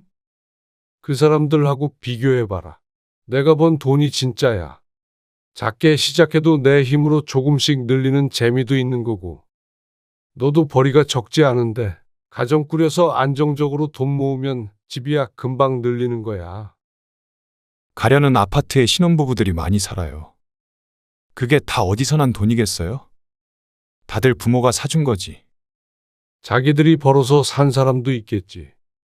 그게 몇이나 된다고요. 남자라서 집해가야 했다면 네가 좀 더 모았어야 했고. 그게 정 안 된다면 당장 결혼하겠다는 말을 하지 말았어야지. 좋은 집에선 살고 싶고, 결혼은 하고 싶고, 당연히 부모가 2억이나 되는 돈을 줄 거라고 생각한 거야. 그러면 집 사는 돈 지원해 줄 테니까 한 달에 최소한 2번씩 같이 식사하고 1년에 한 번 같이 1박 2일 여행하고 제사도 물려받고 그렇게 할래? 네? 무슨 조건이 그래요? 너는 부모가 당연히 집을 사줘야 한다고 생각하면서 반대로 자식 도리를 할 생각은 안 했다는 거야? 자식 도리요? 받았으면 그만큼 해주는 게 인지상정 아니야? 오늘 이야기 속 주인공은 65세 이명구 씨입니다. 그리고 그의 자식들에 관한 이야기이죠. 이 씨는 자식 둘을 독립시키고 나서 온전히 이 씨 부부만을 위해 노후 준비에 힘썼습니다. 나중에 자식들에게 손 벌리지 않고 몸이 아프더라도 좋은 요양시설에 들어가면 들어갔지. 자식들에게 병수발 들게 하고 싶지 않았습니다. 그리고 그 다짐은 잘 지켜지는 듯 보였습니다. 하지만 자식이 어디 부모 뜻대로만 될까요? 이 씨 부부의 철칙을 아들도 아주 잘 알았지만 막상 결혼할 때가 되자 황당한 요구를 했습니다. 결혼 지원금으로 2억을 요구하는 아들. 터무니없는 요청에 그동안의 교육은 다 쓸데없던 것이었구나 싶었습니다. 그게 아니면 결혼을 다시 생각해보겠다는 예비 며느리도 곱게 보이진 않았습니다. 끝까지 보태주지 않자 결혼하면 찾아오지도 않겠다는 아들이 정말 내 아들인가 싶을 지경이었습니다. 그동안 키워준 것에 감사하긴커녕 가진 것 다 내놓으라며 위협하는 모습을 보니 은행 강도라도 만난 것 같은 기분이었습니다. 마냥 순하다고 생각했던 자식도 몇 년을 떨어져 살다 보면 내가 모르는 면이 생기는 것 같았습니다. 이 씨는 그런 아들에게 손을 흔들었습니다. 되도 않는 협박이었습니다. 연을 끊길 원한다면 그렇게 해주마 했죠. 이 씨는 20대의 아내를 만났습니다. 양가의 한 푼도 도움을 받지 않고 결혼해서 신혼 때는 눈물 젖은 이야기들이 많습니다. 하지만 그것도 지금은 다 추억이라고 생각했고 가정은 화목했습니다. 아내와 착실히 집을 넓혀가는 재미도 있었습니다. 그렇게 아들 하나, 딸 하나를 낳고 살았습니다. 그러다 이 씨 부부는 부모 부양 문제로 한바탕 힘든 시간을 겪어야 했습니다. 그 일로 형제들 사이도 크게 틀어져서 이 씨는 오남매임에도 불구하고 그 누구와도 왕래하지 않고 있었죠. 자식이 5이나 되는데 이 씨의 어머니는 모든 재산을 큰아들에게 주었습니다. 거기에서 1차적으로 나머지 형제들이 들고 일어났고 정작 재산을 받은 장남은 입을 싹 닫고 이 씨의 어머니가 자식의 부양이 필요해지자 나 몰라라 해버렸습니다. 2차적으로는 네가 모셔라 내가 모셔라 하며 애꿎은 사람들끼리 싸우게 되었죠. 내가 엄마를 왜 모셔? 돈 받은 사람이 모셔야지. 큰아주버님이 안 모신다는데 어떡해요 그러면? 저희는 절대 못해요. 저는 시집에서 10원 한 장도 안 받은 사람이에요. 여긴 뭐 받은 사람 있는 줄 알아요? 형수? 엄마 땡전 한 푼도 없다면서? 결국엔 그래도 자식인지라 나머지 형제들이 다달이 조금씩 돈을 모았고 어머니가 돌아가실 때까지 이 씨 부부가 근처에 살며 돌보았습니다. 힘든 일이었고 애들도 어릴 때였는데 그 시간을 같이 해준 아내에게 이 씨는 평생 감사함을 느끼며 살았습니다. 그렇지만 그때 이 씨는 다짐한 것이 있었습니다. 이 씨 부부는 나중에 자식에게 손 벌리지 않고 사는 게 목표였습니다.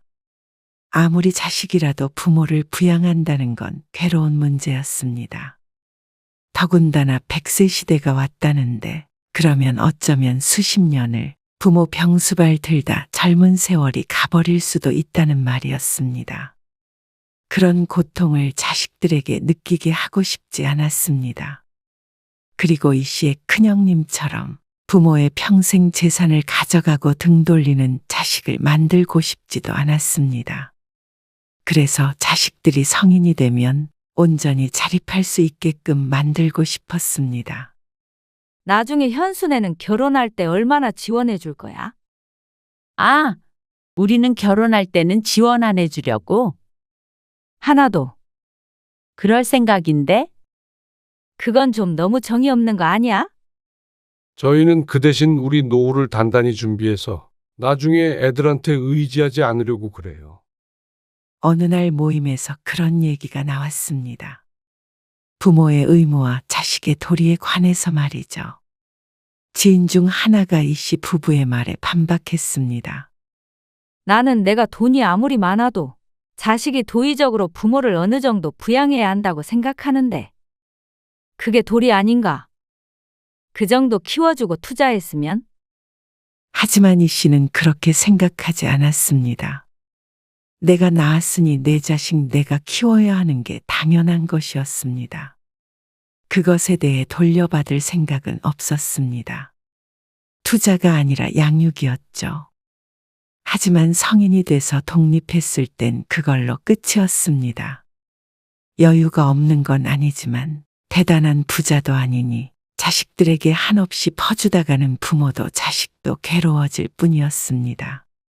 그니까 나는 결혼할 때 지원도 해주고 나중에 확실히 효도 받아야지. 우린 우리 노후 대비가 먼저야. 이 씨의 아내도 같은 생각이었습니다. 우린 그게 자식들을 위하는 길이라고 생각해.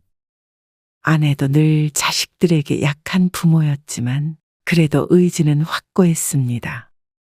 겪은 일이 있기에 그랬습니다. 요즘은 부모를 극진히 병간호하는 세상도 아니었으니 우리는 우리 스스로 챙겨야 했습니다. 그렇다고 이 씨 부부는 자신의 아들, 딸의 심성이 나쁘다고는 생각하지 않았습니다. 하지만 부모 부양이라는 것은 심성과는 또 다른 현실적인 문제였습니다. 그런 괴로운 선택을 하게 하고 싶지도 않았고 그로 인해 남매 간의 우애가 상하는 걸 보는 건 죽어도 싫었시옵뿐이다. 그래서 아들, 딸에게도 그렇게 가르치며 키웠습니다. 너희 대학 졸업할 때까지는 원하는 공부 마음껏 하게 지원해 줄게. 대신에 졸업하면 그걸로 끝이야. 알지? 알겠어요. 알죠? 졸업하고도 손 벌리면 잘못된 거죠. 맞아. 키들거리는 자식들.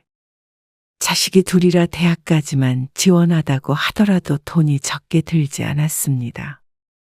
첫째 아들은 공부를 잘해서 대학 입시까지만 계산을 해도 사교육비가 많이 들었고 둘째 딸은 미술을 해서 아들 못지않게 돈이 많이 들었습니다. 하지만 그 모든 걸 감수하기로 아내와는 진작에 얘기가 끝났습니다. 지원해 줄 때는 아낌없이 해주자 싶었습니다. 그래야 나중에 스스로 밥벌이를 하며 살 수 있을 테니 말이죠. 있는 돈 엄마 아빠 다 쓰세요. 세계 여행도 다니시고. 농담처럼 내뱉는 해맑은 아들, 딸의 말이 나중에도 바뀌지 않길 바랐습니다. 하지만 역시나 자식이 내 맘 같을 순 없었죠.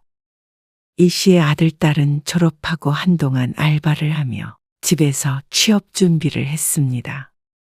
아들은 대기업에 들어가겠다고 했고 딸도 디자인 관련된 일을 하겠다고 여기저기 원서를 냈습니다. 그러다 비슷한 시기에 둘 다 취직을 하게 되었습니다. 각자 분야에서 꽤나 괜찮은 직장에 합격을 했죠. 회사 출퇴근 문제도 있고 이제는 독립해서 살게요. 저도요. 취직하고 얼마 되지 않아서 아들, 딸은 서로 짠 듯이 집을 나가겠다고 했습니다. 서운한 마음도 있었지만 한편으로는 후련하기도 했습니다.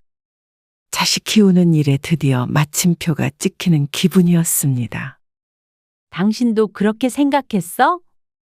아내가 이 씨에게 웃으며 말했습니다. 그동안 쉴 틈 없이 달려왔으니 이제는 좀 허리 좀 펴고 한숨을 쉬어보나 싶은 모양이었습니다. 하지만 갈 길이 멀었습니다. 이 씨도 아내도 퇴직할 때가 다가오기에 마냥 손 놓고 있을 수만은 없었죠. 너희 이제 완전히 독립하는 거야. 알고 있지? 네. 그래도 사회초년생이라 목돈은 없을 테니까 방구할 보증금만 2천만 원씩 보태줄게. 그건 나중에 돈 벌고 자리 잡으면 갚어. 갚으라고요? 세상에 공짜가 어딨냐? 알겠어요. 모르겠다. 몇 년만 기다려주세요. 그 뒤로 아들, 딸은 이 씨에게서 전혀 용돈을 받아가지 않았습니다. 당신한테도 달라고 안 해? 안 하지. 해도 내가 안 주지. 그래? 기특하네. 착실히 돈도 모으고 있는 것 같던데. 적금 같은 것도 물어보고 그러더라고. 누가? 둘 다. 아내의 말을 듣자 자식들에 대한 걱정이 씻은 듯 사라졌습니다. 이제는 마음 놓고 이 씨 부부만 생각해도 되겠다 싶었죠. 그 뒤로도 아들, 딸은 잘 지냈습니다. 이 씨 부부도 자식 걱정은 내려두고 열심히 일하고 가끔은 부부끼리 여행도 다니며 그렇게 시간을 보냈습니다. 가족끼리 함께 살 때와는 또 다른 재미가 있었습니다. 그리고 아들, 딸과 가끔 시간이 맞을 때면 만나서 같이 식사도 하니 어쩌면 자식들 뒷바라지 해야 했던 때보다 행복하기도 했습니다. 현수 너는 2천만 원 왜 안 갚어? 현지는 갚았어요? 진작 갚았지. 독하네. 독하긴. 약속을 잘 지키는 거지. 딸은 독립하고 2년 만에 2천만 원을 떡하니 보내주었습니다. 그때는 이 씨도 아내도 다소 놀랐습니다. 천천히 받을 생각을 하고 있었는데 말이죠. 오빠도 얼른 드려. 여동생의 말에 아들이 민망한 표정을 지었습니다. 이 씨의 생일에 모인 자식들. 오랜만에 자식들과 넷이서 식사를 하는 것이었습니다. 서로 일하느라 바쁘다 보니 시간이 맞는 날이 많지 않았습니다. 주말이면 자식들도 연애하느라 바빴고 말이죠. 이거 받으세요. 이게 뭐야? 아들이 웬 종이 가방과 봉투를 건넸습니다. 종이 가방엔 선물이 든 걸 알겠고 봉투는 설마 돈인가 싶었습니다. 올해부터는 현지랑 같이 용돈 드리려고요. 뭐? 용돈? 네. 50만 원씩 모았어요. 아들의 말에 이 씨도 아내도 놀란 표정을 지었습니다. 다들 부모님 생신에 용돈 드리고 하더라고요. 그러면서 멋쩍은 듯 뒷머리를 만지는 아들. 그런 자식들에게 이 씨는 다시 봉투를 돌려주었습니다. 이거 선물만 받을게. 용돈은 마음만 받으마. 받으세요. 매번 드리는 것도 아닌데요. 이거 줄 돈으로 너희 결혼 자금이나 모아. 그건 그거고요. 엄마 아빠는 알아서 잘 벌고 잘 쓰고 있으니까. 용돈 같은 거 안 줘도 돼. 너희만 잘 살아. 그러고는 넷이서 먹은 밥값도 이 씨가 결제를 했습니다. 자식들 독립시키고 더 이상 지원은 않기로 했으니 이 씨 부부 또한 자식들에게 기대지 않으려고 노력했습니다. 소소한 선물은 서로 주고받았지만 이 씨의 환갑에도 용돈을 받지 않았습니다. 함께 모여 식사를 한 번 한 게 끝이었습니다. 그래도 어느 부모 자식보다도 사이가 좋았습니다. 서로 기대지 않으니 실망하거나 서운할 일도 없었습니다. 그래도 자식인데 너무 차갑게 선 긋는 거 아니야? 이 씨 부부의 얘기를 들은 지인이 그런 말을 하기도 했습니다. 하지만 아들, 딸을 사랑하는 마음은 설명해봐야 입만 아팠습니다. 아들, 딸도 그런 이 씨 부부의 방침에 착실히 따랐기에 누가 뭐라고 하든 이 씨 가족은 평화로웠습니다. 그런데 그것도 결혼 얘기가 오기가 전이었습니다. 저 올 가을에 결혼하려고 해요. 뭐? 올가을? 아들이 33이 되었을 때였습니다. 몇 년 사귄 여자친구가 있기에 놀라운 일은 아니었지만 보통 1년 정도 준비를 하지 않나 싶었습니다. 하지만 그렇다고 그게 결혼을 반대할 일은 아니었습니다. 아들의 여자친구를 이 씨가 만난 적은 없지만 누가 됐건 범죄자만 아니라면 반대할 마음은 없었습니다. 들어보니 아들이 모아둔 돈이 딱 1억이라고 했습니다. 낮지 않은 연봉과 일한 횟수를 생각하면 많은 돈이 아니었습니다. 그동안 인생도 적당히 즐기며 살았나 보다 싶었습니다. 그런데 상대 쪽 상황을 들어보니 이 씨의 아들은 양반이었습니다. 여자친구가 모아둔 돈 3천만 원에 그쪽 부모가 2천만 원을 보태기로 했다고 말했습니다. 그래? 너만 좋다면 그런 건 상관없지. 그런데 어쩐지 아들이 손을 가만히 두지 못했습니다. 뭔가 초조해 보이는 모습이었죠. 왜? 무슨 할 말 있어? 그랬더니 아들이 머뭇거리며 말했습니다. 모양새가 좀 그래서요. 지혜네는 부모님이 그래도 좀 보태주시는데 저는 하나도 안 보태주신다고 하면 모양새가 왜? 그래도 네가 모은 돈이 훨씬 많잖냐? 그게 적으면 좀 문제가 되긴 하겠지만 그리고 1억 5천으로 신혼집을 어떻게 구하겠어요. 1억 5천짜리 집을 사려고 하면 힘들겠지만 대출 좀 받아서 전세로 일단 살면 되잖아. 전세요? 그것도 대출까지 받아서요? 놀라는 아들을 보니 이 씨는 더 놀랐습니다. 아들의 저희가 궁금했습니다. 아니, 이 씨가 생각하는 그 이유가 아니길 바랐죠. 그래서 무슨 말이 하고 싶은 거야? 조금만 도와주셨으면 해서요. 그제서야 용건을 꺼내는 아들. 안절부절 못했던 이유가 어려운 말을 꺼내기 위해서였던 것 같았죠. 하지만 이 씨의 대답은 정해져 있었습니다. 우리 약속한 거 있잖냐? 알죠. 아는데 그래도 정말로 하나도 안 보태주시는 거예요? 그럼 정말이지 농담으로 그런 소리를 했겠어. 여태까지 알아서 살라고 그렇게 너희 가르치고 뒷바라지 한 거야. 그래서 남들보다 돈 더 많이 받고 일하고 있잖냐. 네가 모은 돈에는 아빠 지분도 조금 있다. 이 씨가 농담을 섞어 가벼운 어조로 말했습니다. 하지만 아들은 무척 진지하게 받아쳤습니다. 자식 교육은 누구나 시키는 거고요. 요즘에는 결혼할 때 다들 집 살 돈은 보태줘요. 요즘 집값이 워낙 비싸니까. 안 그러면 어떻게 살아요, 젊은 사람들이. 아들은 억울해 보였습니다. 그런데 억울해야 할 사람은 아들이 아니라 이 씨 자신인 듯 했습니다. 이제 와서 무슨 말인지 몰랐습니다. 지혜네 형편이 그렇게 좋지도 않은데 그래도 딸 결혼한다고 2천만 원 마련해 주신다고 하셨어요. 입장은 이해가 갔습니다.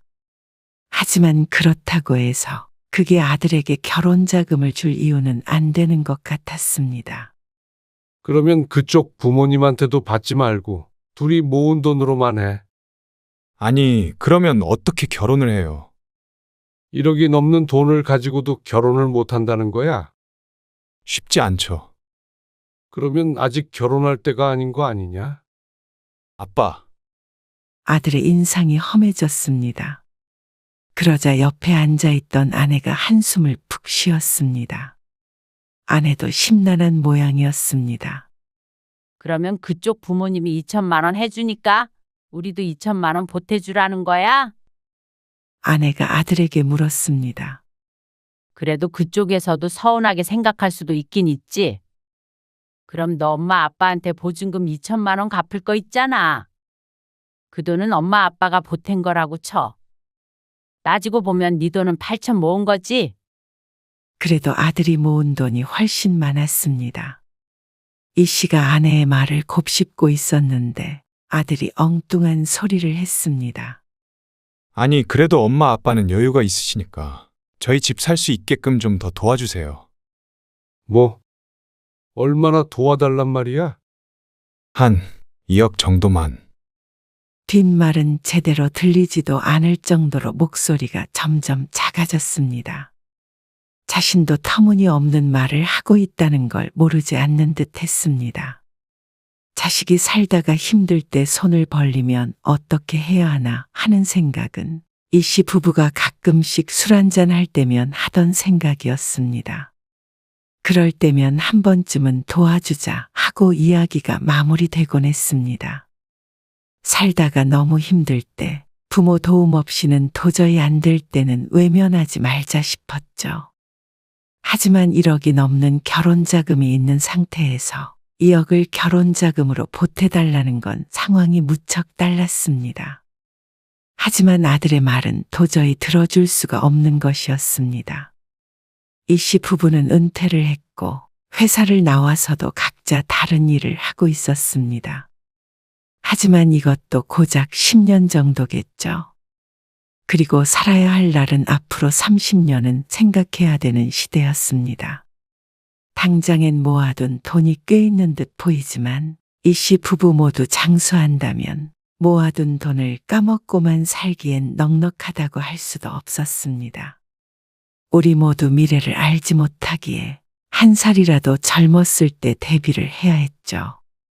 그런데 2억이나 달라는 건 이 씨 부부의 수명을 앞당기라는 말이나 마찬가지였습니다. 아들에게 2억을 주면 딸에게도 2억을 줘야 하는데 그러면 4억이었습니다. 4억을 주고도 짱짱할 수 있을 만큼 부자도 아니었습니다. 아들, 딸 교육시키느라 더 젊었을 때는 월급이 줄줄이 샜죠. 하지만 그걸 아는지 모르는지 아들은 무작정 서운해했습니다. 네가 눈높이만 낮추면 엄마 아빠한테 손 안 벌리고도 충분히 결혼할 수 있잖아. 남들은 다 도와준다니까요. 왜 남들이랑 비교를 해? 그러면 직장 다니면서 부모 부양하며 사는 사람들은? 그 사람들하고 비교해봐라. 상황이 다르잖아요. 내가 번 돈이 진짜야. 작게 시작해도 내 힘으로 조금씩 늘리는 재미도 있는 거고. 너도 벌이가 적지 않은데 가정 꾸려서 안정적으로 돈 모으면 집이야 금방 늘리는 거야.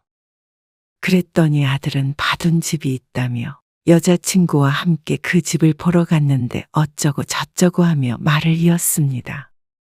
이 씨 부부가 2억을 보태준다고 한들 대출을 피할 수 없는 좋은 아파트였습니다. 거기에 신혼부부들이 많이 살아요. 그게 다 어디서 난 돈이겠어요? 다들 부모가 사준 거지. 자기들이 벌어서 산 사람도 있겠지. 그게 몇이나 된다고요. 이 얘긴 그만하자. 아빠, 아들이 나중엔 이 씨 부부에게 화를 냈습니다. 아무리 그래도 진짜로 안 도와줄 줄은 몰랐다. 자식인데 어쩜 이러냐. 그래도 남자가 집도 제대로 못 마련하면 쓰냐. 다 기가 막힌 말이었습니다. 남자라서 집해가야 했다면 네가 좀 더 모았어야 했고.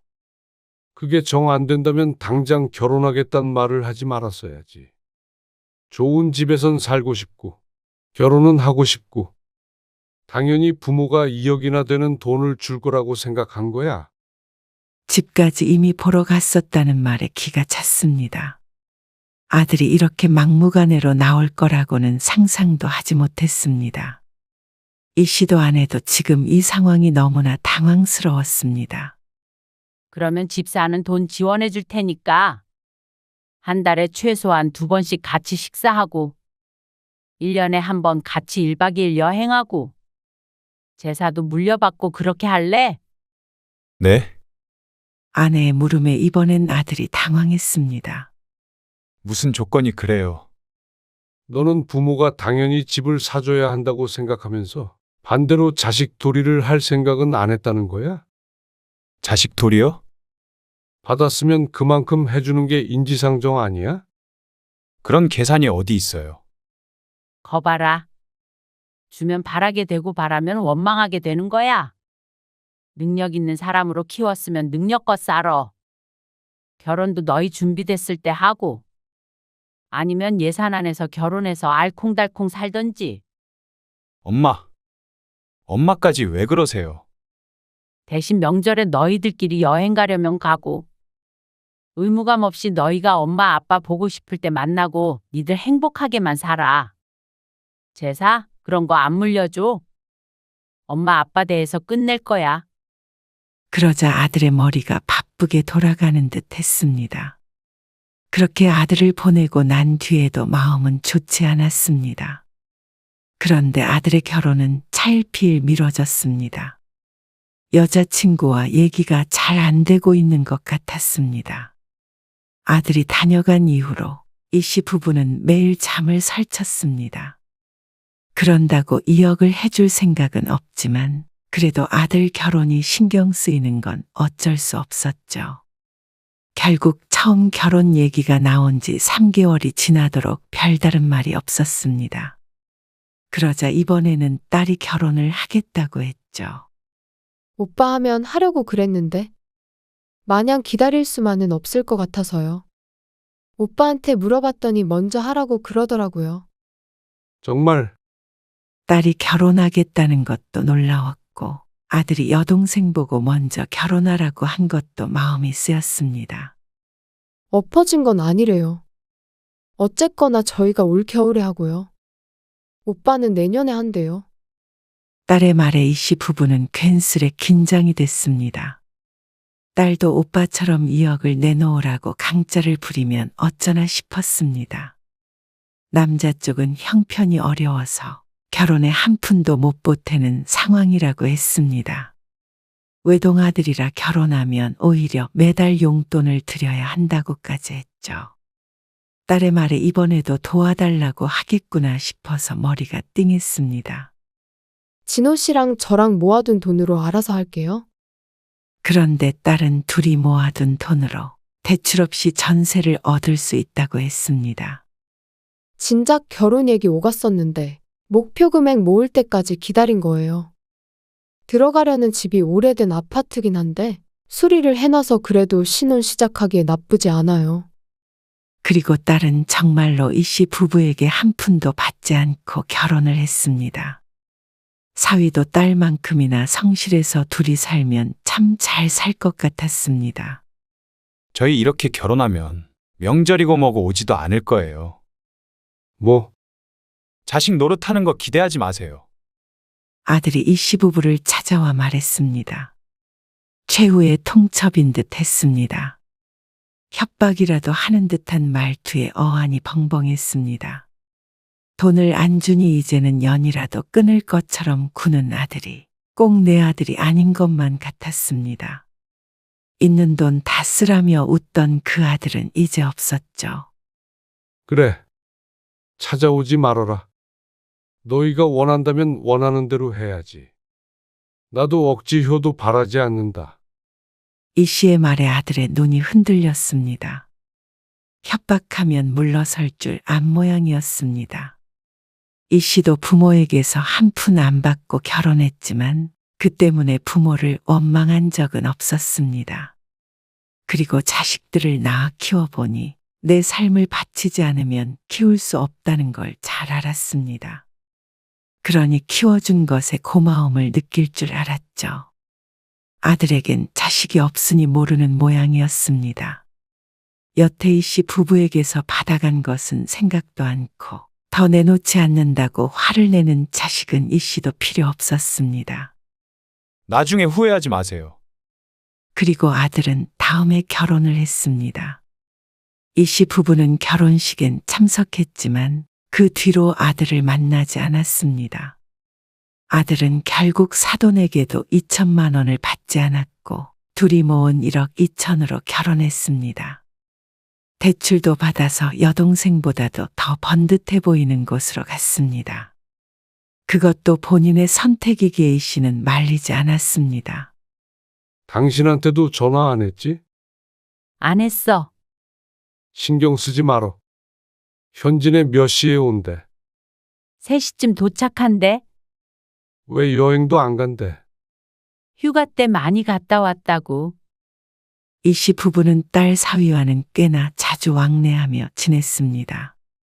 가까이 사는 것도 있었고 사위가 무척 살가웠습니다. 정말로 찾아오지도 않고 찬바람 부는 아들과는 사뭇 달랐습니다. 저희 왔어요. 왔니? 박서방. 오느라 고생했네. 고생은요. 딸 부부는 2년 만에 전셋집에서 나와서 작은 아파트를 샀습니다. 둘 다 착실히 산이 금방이었습니다. 이 씨는 속으로 아들도 이렇게 살았으면 좋았을 텐데 하고 생각했습니다. 아들을 떠올리니 씁쓸했지만 이내 머릿속에서 지웠습니다. 오빠 이사했대요. 정말? 아들도 마찬가지로 집을 샀나 싶었습니다. 그런데 딸이 전해준 얘기는 다소 충격적이었습니다. 아니요. 보증금 필요해서 월세로 갔다던데. 왜? 몰라요. 새언니네 집이 좀 자세한 건 모르겠어요. 아무튼 저한테 다 말은 안 하는데 좀 힘들어 보이긴 하더라고요. 엄마 아빠한텐 연락 없죠? 없었어. 아무리 그래도 대기업에 다니는 아들이었는데 결혼하고 2년이면 그래도 돈을 모아야 했습니다. 그런데 오히려 더 못하게 살고 있다는 말에 마음이 아팠습니다. 이 씨와 아내는 서로 눈빛을 교환했습니다. 어쩐지 아들에게서 연락이 올 날이 머지 않은 것 같았습니다.